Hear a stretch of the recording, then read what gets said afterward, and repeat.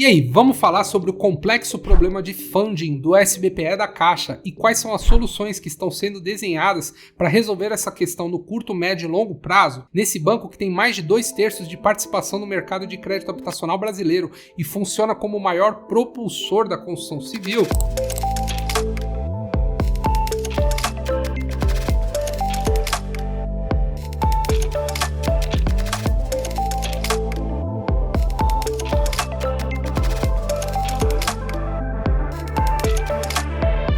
Olá, eu sou Matheus, diretor de desenvolvimento do Arx, o ERP especializado na construção civil, e hoje nós vamos falar um pouco sobre o SBPE, indiretamente ligado ao GERIC, que já temos vários vídeos aqui no canal a respeito. Não esquece de se inscrever e conferir esses vídeos aqui embaixo. Todo mundo do mercado de incorporação que atua com a Caixa já escuta que tem essa bolha da falta de recursos para explodir. Isso veio à tona com a redução das cotas de financiamento, que entrou em vigor no começo de novembro pela Caixa. Nas mudanças, o financiamento do SBPE pela tabela Price passou a financiar até 50% do valor do imóvel, enquanto antes financiava até 70%, e na SAC passou a financiar só 70% em detrimento dos 80% de antes. Outra mudança que a Caixa implementou foi o teto do imóvel, que passou a ser de 1,5 milhão de reais, colocando em pé de igualdade com o SFH, mas essa regra só vale para financiamentos avulsos, ou seja, se o contrato for atrelado ao empreendimento financiado e aprovado pela Caixa, ele continua válido e opera pelo SBPE, mesmo passando desse valor no valor avaliado. Agora vamos falar do funding, que é o tema do vídeo. Da onde vem o recurso que capitaliza o SBPE? Primeiro, o funding do SBPE é totalmente separado do programa Minha Casa Minha Vida. Então a falta ou sobra de recurso de um programa não afeta o outro diretamente. O SBPE, Sistema Brasileiro de Poupança e Empréstimo, é um normativo do Banco Central que precisa ser seguido nos termos da Resolução 4676 de 2018 e tem por objetivo captar e direcionar os recursos de depósito em caderneta de poupança para promover o financiamento imobiliário no geral. Na resolução, o Bacen define que no mínimo 65% dos recursos captados na poupança devem ser destinados a essas operações de financiamento imobiliário, que devem ter um custo efetivo máximo de até 12% ao ano, e é por isso que a maioria dos financiamentos do SBPE são atrelados à TR, a taxa referencial, que também está diretamente ligada à rentabilidade da poupança. E nessa resolução do Bacen não entra só a Caixa, vale para todos os bancos múltiplos, sociedades de crédito, um rol grande de instituições financeiras.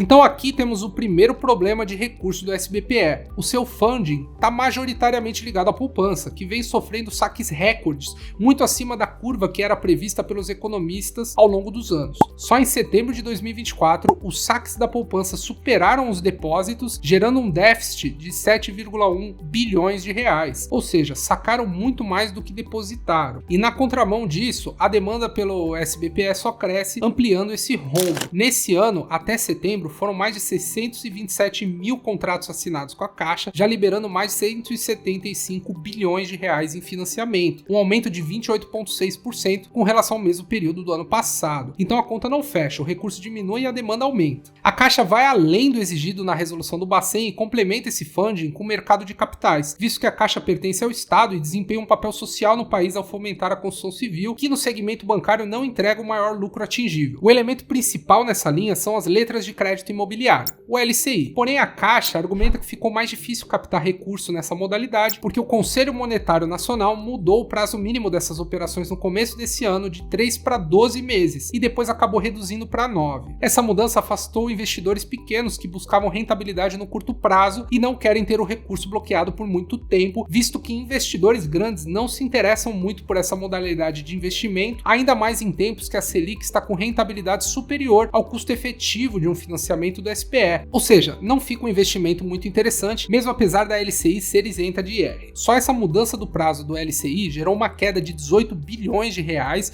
nos valores investidos nessa modalidade, afetando a capacidade de alocação desse tipo de recurso na Caixa. Agora vamos a algumas medidas que são abordadas como solução no curto e médio prazo para o funding do SBPE. Alguns deles são especulações do mercado, outros foram abordados pela vice-presidente de habitação da Caixa, Inês Magalhães. A primeira mudança delas é a redução redução do depósito compulsório no Bacen. A Caixa ela não divulga, mas ela destina até mais que os 65% dos recursos de poupança para o SBPE, como determina a resolução. E existe uma obrigação que todas as instituições que trabalham com caderneta de poupança devem seguir. E no caso da Caixa, isso diminui a capacidade dela de alocar recurso para a modalidade, pois atualmente 20% de todos os recursos captados em poupança pelas instituições devem ser depositados no Banco Central, e esse montante acaba não sendo usado para nada, nenhuma operação de crédito nem de financiamento imobiliário. Então um dos pontos que pode melhorar é reduzir ou eliminar esse percentual de depósito compulsório, liberando mais recurso na Caixa